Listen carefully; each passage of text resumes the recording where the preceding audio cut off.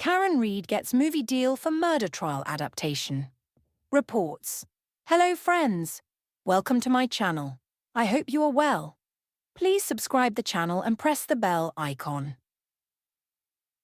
Karen Reid, who was recently found not guilty of second-degree murder and manslaughter, has reportedly been offered a movie deal with LBI Productions. Reid, along with her lead defense attorney Alan Jackson, will partner with the production company to develop a script about Reid's recent case, according to The Hollywood Reporter and Variety. The project will reportedly reveal details about Reid that aren't known. Shooting suspect Vance Bolter complains about cell, Gumby's suit. Red was found not guilty in the death of her boyfriend, John O'Keefe, who is also a Boston police officer, on June 18th. She was, however, found guilty of drunken driving, which is the lesser charge. Her first trial had ended in a mistrial. Karen Reid's lawyers say she was framed by police. During her most recent trial, Reid's lawyers said she was framed by the police for O'Keefe's death after she dropped him off at a party of a fellow police officer. Prosecutors said that Red hit O'Keefe when she drove off, drunk, but the defense said he was murdered inside his home and later put outside on the lawn.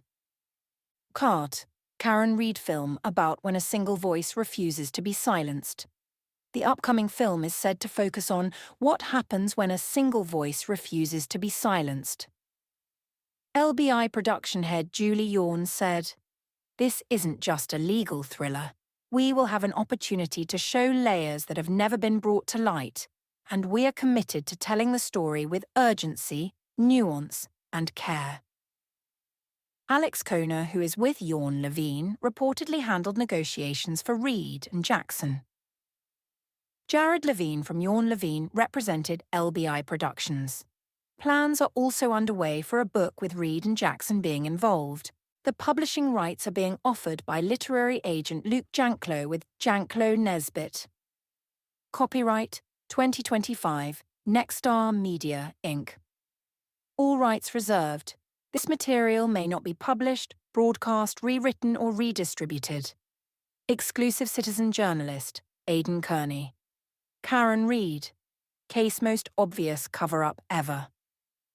Aidan Kearney, also known as citizen journalist Turtle Boy, who rose to the forefront of the Karen Reid trial in Boston, said during an appearance on Breitbart News Saturday that the entire case was the most obvious cover-up ever. Speaking weeks after Reid, the Massachusetts woman accused of killing her Boston police officer boyfriend in 2022, was found not guilty, Kearney described how he became involved in the case and how he quickly realized this was the most obvious cover-up ever.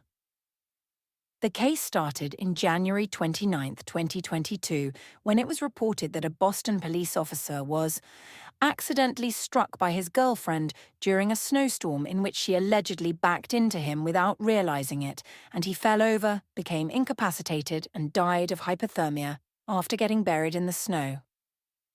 "It turns out that is not what happened at all," he said, noting that he initially did not see an angle for him to cover the story, as it seemed like a horrific accident.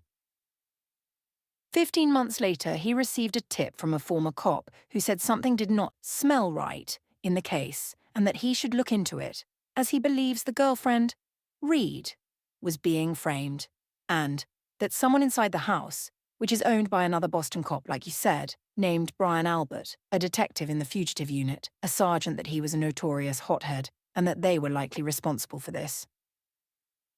He said he then did a deeper dive and saw what the other cop was saying seemed to be true. It certainly looked like the people inside that house, that John went in the house but she dropped them off there, that he went inside, that a fight ensued, and that they then planned to put his body out on the front lawn and have him make it look like he died from hypothermia after accidentally being struck by something, he explained. Karen became a convenient scapegoat when she went out looking for him, her boyfriend, later on, and discovered it but backed into John's car on her way out and broke her tail. It cracked it, and so when the people who were inside the house, one of whose name is Jennifer McCabe, the sister-in-law of the homeowner, when she saw the cracked tail light, She immediately began to tell police that Karen had a broken tail light, and Karen backed into him, and later told police that she heard that Karen was asking her, "Could I have hit him? Did I hit him?" He explained. Reed ended up getting arrested after a taillight that was not initially found on the scene was found by police 12 hours later. This happened after Reed's car was in the state's possession, he said. The lead detective, Carney continued, failed to disclose his ties to the friends and family of the homeowner and the people inside the house. He didn't look into any alternative suspects. He didn't question any of the people in the house. He didn't separate them for any interviews. He didn't go into their house after a dead cop was found on their front lawn. They weren't even remotely considered suspects. Even though John looked like he had just gotten in a fight, he had a 3-inch laceration somehow in the back of his head, and he appeared to have what looked like dog bite marks all over his right arm exclusively. And how this came from being hit in a low-speed collision with an automobile backing into him, it just didn't add up, he outlined, explaining that the state seemingly continued to plant evidence and double down, even noting that 2 people in the house dumped their phones completely. Ultimately, there was no evidence of car collision, and host Matthew Boyle explained that autopsy photos showed it obvious the injuries were not from a car. As O'Keefe seemed to have dog bites on his arm, Carney noted that the family dog, Chloe, mysteriously disappeared as well. The story just was the most obvious cover-up ever, Carney said.